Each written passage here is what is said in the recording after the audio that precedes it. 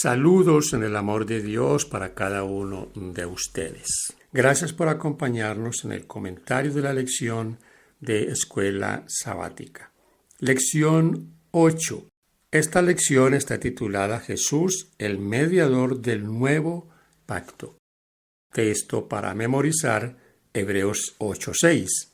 Pero ahora tanto mejor ministerio es el suyo, cuanto es mediador de un mejor pacto, establecido sobre mejores promesas. Al vivir una vida perfecta y luego al morir en nuestro lugar, Jesús hizo de mediador de un pacto nuevo y mejor entre nosotros y Dios. Mediante su muerte, Jesús canceló la pena de muerte que exigían nuestras transgresiones e hizo posible el nuevo pacto.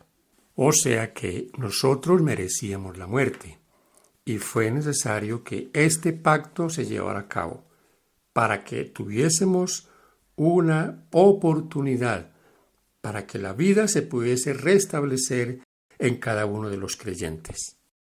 Esta verdad se explica en Hebreos 10:5-10, que reconoce que Jesús manifestó la obediencia perfecta requerida por el pacto. Hace referencia al Salmo 40, que originalmente expresa el deseo de David de rendirle total obediencia a Dios. He aquí, vengo, en el rollo del libro está escrito de mí. El hacer tu voluntad, Dios mío, me ha agradado, y tu ley está en medio de mi corazón. Salmos 40, 7 y 8. Este salmo expresó la condición del pacto de Dios con Israel, una obediencia que era un deleite y una ley que estaba escrita en el corazón. Deuteronomio 6, 4-6. Pero lo que para David fue solo un deseo, en Jesús es un hecho. Al leer este salmo con detenimiento podemos ver allí el gozo de servir a Dios.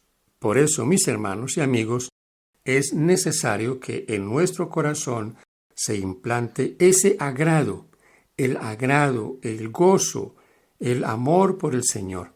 No es algo que ocurrirá de un día para otro, pero a medida que nos acercamos a Él, comenzaremos a sentir que agradarle es un deleite, es algo que lo sentimos nosotros en nuestro corazón.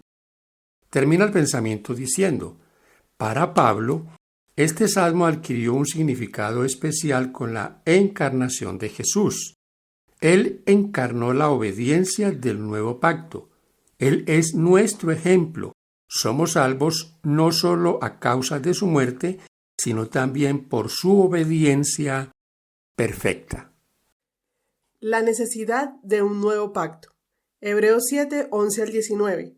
¿Por qué se necesitaba un nuevo pacto?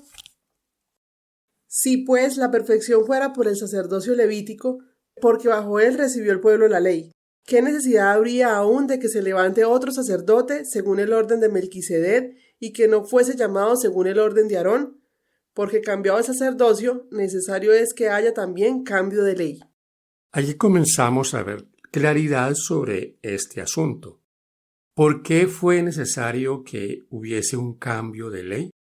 Pero no estamos hablando aquí de un cambio de ley en cuanto a los 10 mandamientos. Estamos hablando de un cambio de ley en cuanto al sacerdocio. ¿Por qué fue necesario ese cambio? Por la debilidad del sacerdocio levita. Por eso fue que Jesús viene según el orden de Melquisedec. Vamos a irlo clarificando a través de nuestro estudio. Entonces, es claro, hubo un cambio y fue necesario ese cambio, pero debido a la debilidad del sacerdocio levita.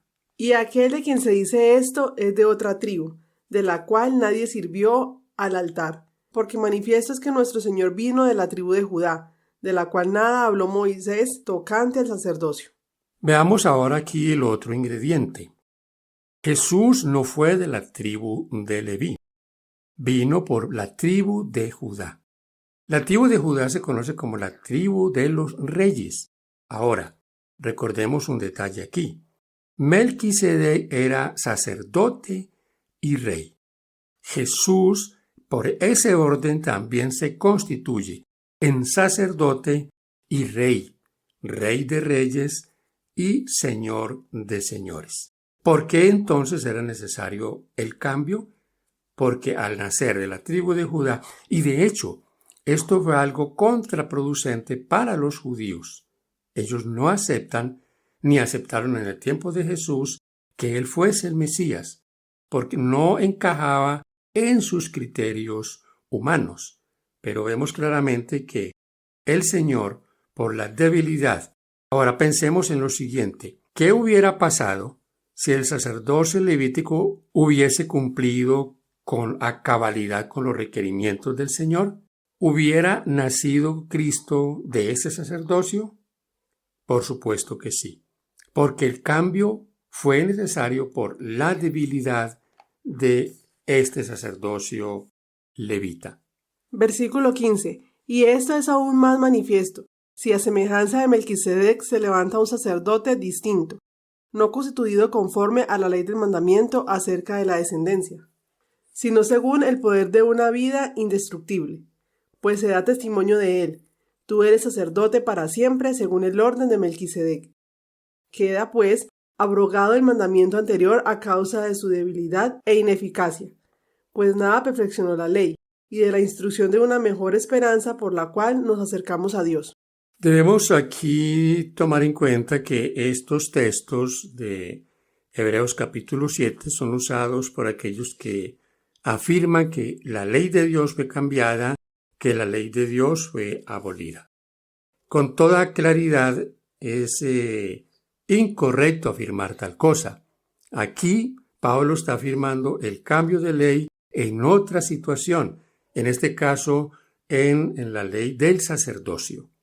Ahora, aquí con esta idea, entonces, quienes afirman esto no deberían darle gracias a Pablo, gracias a la Iglesia romana, que fue la que hizo el cambio de la ley de Dios, y por consiguiente también el asunto del sacerdocio. No había continuidad de sacerdotes.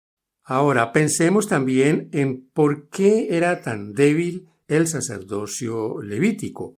Porque los sacerdotes necesitaban sacrificios por su propio pecado. Pero Jesús no necesitó ofrecer sacrificios por sí mismo. Él era el sacrificio. Por eso Juan el Bautista pudo expresar con toda seguridad aquí el Cordero de Dios que quita el pecado del mundo. Era el cumplimiento de lo que había sido escrito en el libro del profeta Isaías, capítulo 53. Como cordero fue llevado al matadero, enmudeció y no abrió su boca. Toda la ley, y cuando hablamos de la ley no estamos hablando de los 10 mandamientos, los incluimos también, pero en este caso hablamos de toda la ley que dice Pablo en Gálatas 3:24 fue nuestro ayo para llevarnos a Cristo. ¿A quién llevaba la ley en los tiempos bíblicos, en los tiempos de los judíos? ¿A quién los debía llevar?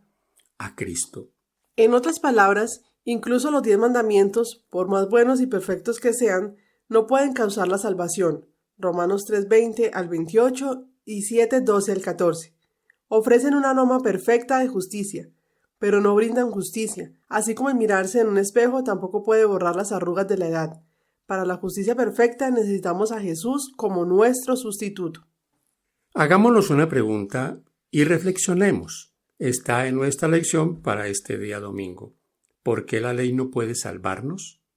Al fin de cuentas, si guardáramos todos los mandamientos y los guardáramos bien, incluso a la perfección, ¿por qué no podría eso salvarnos? Sencillamente porque el Salvador es el Señor Jesús. No hay salvación sin Cristo. Si alguien a la perfección vive la ley de Dios, pero no tiene a Cristo, no acepta a Cristo, ¿lo podrá salvar la ley? ¿Lo podrá salvar su obediencia? Por supuesto que no. Sin Jesús no hay salvación.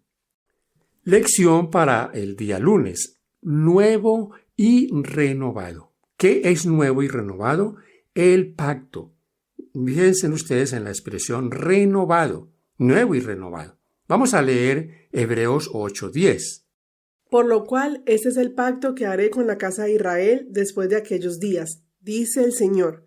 Pondré mis leyes en la mente de ellos, y sobre su corazón las escribiré, y seré a ellos por Dios, y ellos me serán a mí por pueblo. Ahí comenzamos a clarificar en lo que nos dice la palabra de Dios. ¿Dónde estaría ese pacto ahora nuevo y renovado?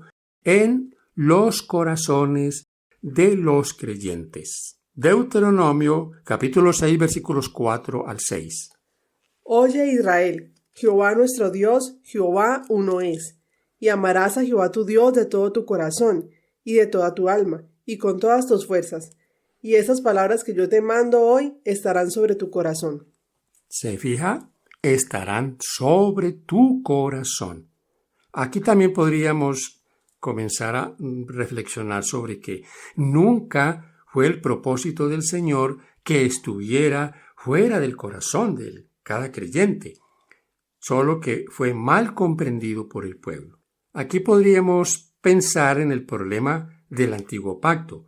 El problema del antiguo pacto no era el pacto en sí, sino quien recibió el pacto, o sea, el pueblo. El defecto estuvo en el pueblo que no comprendió el propósito divino en cuanto a ese pacto. Ahora leeremos Deuteronomio 30, 11 al 14. Porque este mandamiento que yo te ordeno hoy no es demasiado difícil para ti, ni está lejos. No está en el cielo para que digas, ¿quién subirá por nosotros al cielo y nos lo traerá y nos lo hará oír para que lo cumplamos? Ni está al otro lado del mar, para que digas, ¿quién pasará por nosotros el mar para que nos lo traiga y nos lo haga oír, a fin de que lo cumplamos? Porque muy cerca de ti está la palabra, en tu boca y en tu corazón, para que la cumplas. Ahí está el compromiso que el Señor quiere hacer con su pueblo. Y fíjense en la reflexión que hace el escritor del libro de Deuteronomio. No está lejos, tampoco imposible. Mis hermanos y amigos, no hay mandamiento del Señor que el creyente no pueda poner en práctica. El Señor no nos ha pedido imposibles, nos ha pedido lo que nosotros podemos hacer, por supuesto, con su ayuda, con el poder del Espíritu Santo. Así que esto es bien importante el comprenderlo. Estas promesas entonces están hechas sobre la base de que el Señor quiere ahora que se cumpla el propósito de que la ley esté escrita en nuestro corazón. Eso promete hacer el Señor. Jeremías 31, 22 nos lo dice claramente. El pacto sería como el pacto que Dios ha hecho con sus padres. Jeremías 31, 32. Debido a esto, mis queridos hermanos, podemos ver claramente que ese pacto nuevo y renovado es el mismo pacto que Dios siempre ha querido hacer con su pueblo. Pero hoy se puede cumplir esto en cada uno de nosotros. ¿Podríamos permitir al Señor escribir su ley en nuestro corazón? ¿Escribir sus palabras en nuestra vida? ¿Podríamos vivir esa fidelidad al Señor?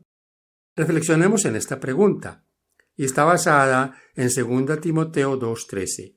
¿Qué podemos aprender de la fidelidad de Dios con su pueblo y sus planes al considerar nuestras relaciones con los demás y nuestros planes? Si fuéramos infieles, Él permanece fiel y no puede negarse a sí mismo. La seguridad la tenemos en la fidelidad del Señor, pero el llamado a que nosotros seamos fieles. El nuevo pacto tiene un mejor mediador. Hebreos 8, 1 al 6. Ahora bien, el punto principal de lo que venimos diciendo es que tenemos tal sumo sacerdote, el cual se sentó a la diestra del trono de la majestad en los cielos, ministro del santuario y de aquel verdadero tabernáculo que levantó el Señor y no el hombre. Porque todo sumo sacerdote está constituido para presentar ofrendas y sacrificios, por lo cual es necesario que también éste tenga algo que ofrecer. Así que, si estuviese sobre la tierra, ni siquiera sería sacerdote, habiendo aún sacerdotes que presentan las ofrendas según la ley, los cuales sirven a los que es figura y sombra de las cosas celestiales, como se le advirtió a Moisés cuando iba a erigir el tabernáculo, diciéndole, mira, haz todas las cosas conforme al modelo que se te ha mostrado en el monte. Pero ahora tanto mejor ministerio es el suyo, cuanto es mediador de un mejor pacto, establecido sobre mejores promesas. Ahora, la separación que el pecado había hecho entre el pueblo de Dios y el Padre Celestial es resuelta a través de Jesucristo. Porque Él es el garante. Podríamos pensar, Él es el fiador de un mejor pacto. Y un pacto que está bajo esta garantía es un pacto seguro. El comentario de la lección dice: la muerte de Cristo posibilita la institución del nuevo pacto, porque satisface las demandas del primer pacto con Israel, que se había quebrantado. Hebreos 9, 15 al 22. En este sentido, Jesús es el garante que asumió todas las obligaciones legales incumplidas. En otro sentido, la exaltación de Jesús en el cielo garantiza que se cumplieran las promesas de Dios hechas a los seres humanos. Hebreos 6, 19 y 20. Jesús garantiza el pacto porque ha demostrado que las promesas de Dios son ciertas. Al resucitar a Jesús y sentarlo a su diestra, el Padre ha demostrado que nos resucitará a nosotros y nos llevará con Él. En la lección anterior hablamos del asunto de que Jesús nació de la tribu de Judá, la tribu de los reyes, que es sin pecado y eterno. Un sacerdocio totalmente diferente, un mejor mediador, no los mediadores terrenales que eran mortales y tenían que ser sustituidos. En la sección para el día miércoles dice: el nuevo pacto tiene mejores promesas. Aquí vale la pena que pensemos en cómo se han malinterpretado estas mejores promesas. Para algunos las mejores promesas es que ya no hay ley. Se sienten como liberados de aquello que fue dado para la protección del hombre. Eso es la ley de Dios. Ahora, debemos analizar lo siguiente. ¿Qué similitudes hay entre las dos promesas? La primera promesa tenía un ingrediente. Ese ingrediente era la sangre de animales. Pero esos sacrificios debían ser confirmados por la obediencia del pueblo. ¿Con qué hoy el nuevo pacto se cumple? Con la obediencia de aquellos que toman para sí las promesas de Dios. No hay pacto sin obediencia. ¿Cuáles entonces son las mejores promesas? Que ese pacto, como hemos visto a través de nuestro estudio, está escrito en el corazón. Que esas promesas son dadas para cada uno de nosotros. El Espíritu Santo, derramado en plenitud sobre cada creyente, lo llevará a vivir siempre bajo esas promesas de ese nuevo pacto. La condición para alcanzar la vida eterna es hoy exactamente la misma que siempre ha sido, tal cual era en el paraíso antes de la caída de nuestros primeros padres. Perfecta obediencia a la ley de Dios, perfecta justicia. Si la vida eterna se concediera con alguna condición inferior a esta, entonces peligraría la felicidad de todo el universo. Se le abriría la puerta al pecado, con todo su séquito de aflicción y miseria, y se lo inmortalizaría.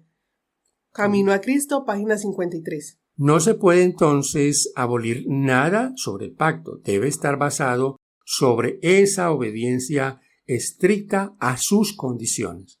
¿Cómo habrá un pacto sin condiciones? ¿Cómo puede haber un pacto sin ningún requerimiento? Es imposible. Analicemos ahora. Dios nos da su Santo Espíritu y así entonces nos empoderamos nosotros para cumplir a cabalidad la santa ley de Dios. Primero a los Corintios 1:20 al 22 nos dice claramente que es la promesa del Señor. La promesa para una obediencia bajo la dirección del Espíritu Santo. Bueno, estamos llegando a la parte final del comentario y concluimos aquí con el nuevo pacto resuelve el problema del corazón. ¿Cómo lo resuelve? Las tablas se quebraban. Recordemos cómo Moisés quebró las tablas al bajar del monte. Los rollos se queman, pero si está en el corazón, perdurará. Ahí se cumple lo dicho por el Señor Jesús en Mateo 10:28. No teman a los que matan el cuerpo, mas el alma, lo que está en su corazón, lo que tú has creído, nadie lo puede matar, nadie lo puede arrancar de allí. Aquí, mis hermanos, la aplicación para esta sección es: hagamos que la letra pase de ser letra a ser algo vivo en nuestras vidas. Que pase de la letra a ser parte de mí. Si es escrito en mi corazón, nadie lo podrá arrancar de allí. Leo el siguiente comentario. Pero Dios escribirá su ley en el corazón de su pueblo. El corazón se refiere a la mente, el órgano de la memoria y el entendimiento. Jeremías 3:15, Deuteronomio 29:4. Y especialmente al lugar donde se toman decisiones conscientes. Jeremías 3:10, 29:13. ¿Ven qué interesante? Debe estar escrito en nuestro corazón. Dios trabaja con nuestra mente, el asiento de todas nuestras decisiones. Esta promesa no solo garantizó el acceso y el conocimiento de la ley para todos, también, ante todo, debía producir un cambio en el corazón de la nación. El problema de Israel era que su pecado estaba grabado con cincel de hierro, con punta de diamante, en la tabla de su corazón. Jeremías 17:1. Tenían un corazón obstinado. Jeremías 13:10 y 23:17. Por lo tanto, les era imposible hacerlo recto. Jeremías 13:23. Qué triste la condición del pueblo de Israel. Fíjense en esa expresión del profeta, con punta de diamante, o sea, un corazón duro. ¿Cuál entonces era el problema? Según lo dice Jeremías, el problema del anuncio del cambio de la ley no era la ley. El problema era el pueblo que no había entendido cuál era el propósito de Dios. ¿Sigue siendo hoy la misma situación? ¿Es un problema la ley de Dios? Por supuesto que no. El problema no está en la ley de Dios.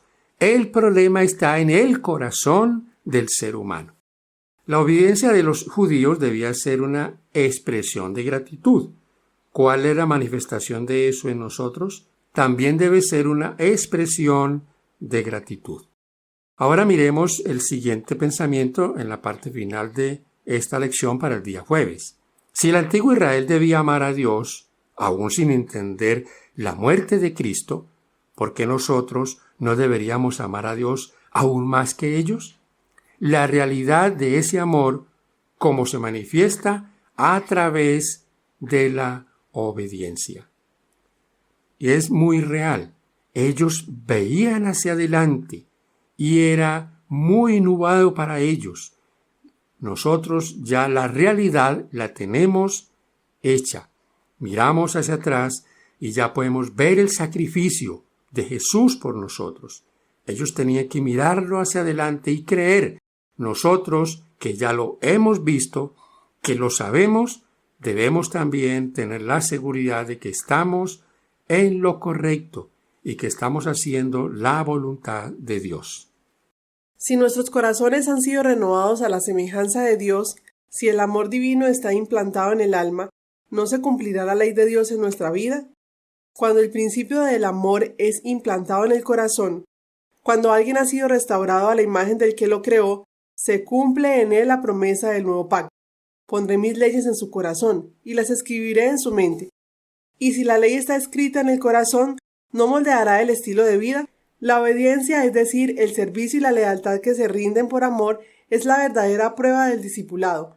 Por eso dice la Escritura: en esto consiste el amor a Dios, en que obedezcamos sus mandamientos. El que afirma lo conozco, pero no obedece sus mandamientos, es un mentiroso y no tiene la verdad. En vez de eximirnos de la obediencia, la fe y únicamente ella, nos hace partícipes de la gracia de Cristo y nos capacita para obedecer. Cuanto más cerca estés de Jesús, más imperfecto te reconocerás, porque verás con mayor claridad tus defectos, en manifiesto y obediente contraste con su perfecta naturaleza.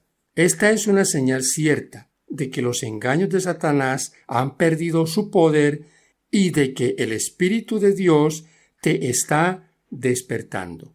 No puede existir amor profundo hacia el Señor Jesús en el corazón que no se percata de su propia perversidad. El alma transformada por la gracia de Cristo admirará el divino carácter de Él, pero cuando no vemos nuestra propia deformidad moral, damos prueba inequívoca de que no hemos vislumbrado la belleza y excelencia de Cristo. Camino a Cristo, página 91 a la 97. Gracias, mis hermanos queridos, por acompañarnos hasta el final de este comentario. Que Dios te bendiga. No olvides, seguimos orando los unos por los otros. Paz de Cristo para usted.